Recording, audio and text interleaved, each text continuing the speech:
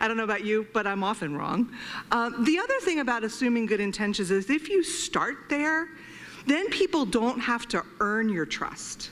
They get it. They get it from the outset, and it's theirs to lose.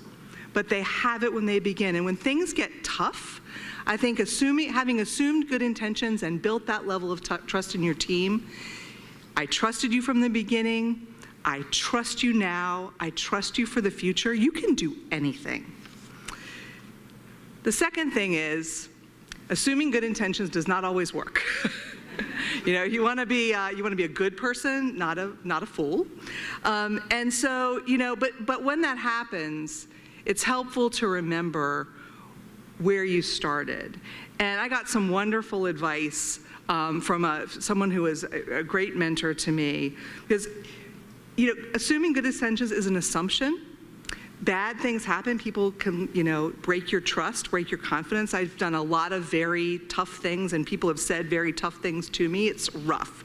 I went through a period of time when we were doing gay rights work. My children could not answer the phone at our house because of the people that called us and the things they said about me and about my wife, Lisa. But I kept having to go back and do stuff, though, because I really believed in the cause. And so one day I was standing outside the door of a really rough legislator who I knew I was going to have a very uncomfortable conversation with. And the older woman who was with me leaned over and said, "Remember, he was once somebody's child." And I thought, oh, I like that. And it's way kinder than imagine your audience in their underwear. Right? But it does evoke this sort of real sympathy for your shared humanity. And I think it gets you into a place that's really a lovely way to be, even with an adversary. If you want to change someone's position, you must leave room for them to move toward you. I've spent years dealing in high conflict situations, and the desire to get in there and get close up and fight and punch it out, right, is sometimes honestly overwhelming. My children refer to it as being put in the box. It's not good, you can't get out. But pretty soon, if you've done that, the person you're talking to is hardened in their position. And if you're trying to create change, actually what you want is people to soften in their position, right? You want to find that when you finish your connection together, that actually you're closer together than you were when you started, not further apart. No winner, no loser. You're closer together and being together. So to succeed, you have to leave a little space. And you have to let people walk toward you, and most importantly, you have to actually let them walk toward you.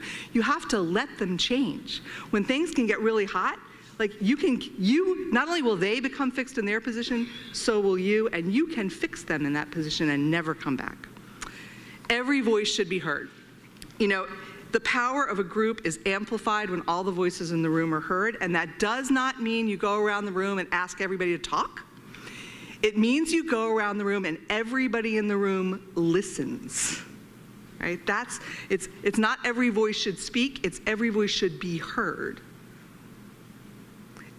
Listening is perhaps the deepest form of respect. Learn when to call the question. I've watched progress simply evaporate when the conversation goes on too long. And a very wise legislator said to me once, when you have the votes, call for roll call. Don't keep talking, right? Say yes, say no, take action, move on. And when you're working on change, understand this. Where their feet go, their hearts will follow. And often when we're starting out on a process of change, people aren't always all in, right? And that is okay. Take a few steps and a few steps more, and pretty soon you're walking down the road, and if you're walking down the road and people start whistling, then you know you probably won, right? So people's hearts will follow their feet, so will their heads. Always hire the rock star, and whenever possible, work for the rock star. Hire the rock star even if you know they won't stay with you very, very long, especially hire them if they're better at it than you are, right? And while they're with you, if they're really a rock star, they'll add so much to what you're doing. And sometimes the job will actually grow to encompass them and their skills, and you'll have grown something wonderful. But if you hire enough rock stars, eventually they come looking for you, and that builds the best teams you'll ever have. I've been fortunate to hire a lot of young people, and it just gives me enormous pleasure to see where they are today and know that I had a little bit to do with that. And the best career advice perhaps I ever got was work for the rock star. Always go find the person that you admire, go do everything you can to work with them, and then learn everything that you can.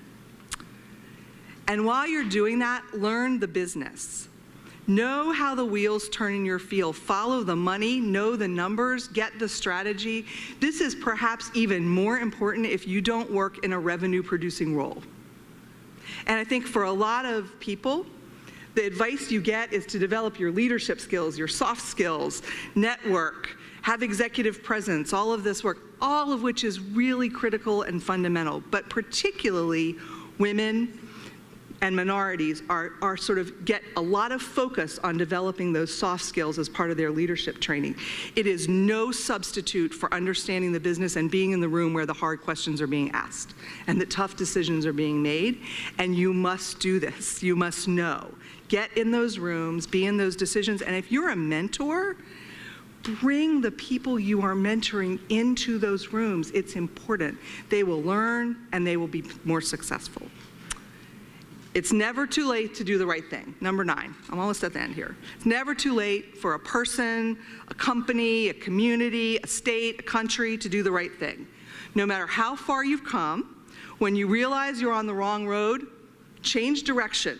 If it's really the wrong road, it's not going to turn into the right road just because you stayed on it. And last, if not every voice can be heard, be a voice for the voiceless. Madeleine Albright is one of my heroes. And she said, "It took me a long time to find my voice, and now that I have it, I am not going to be silent."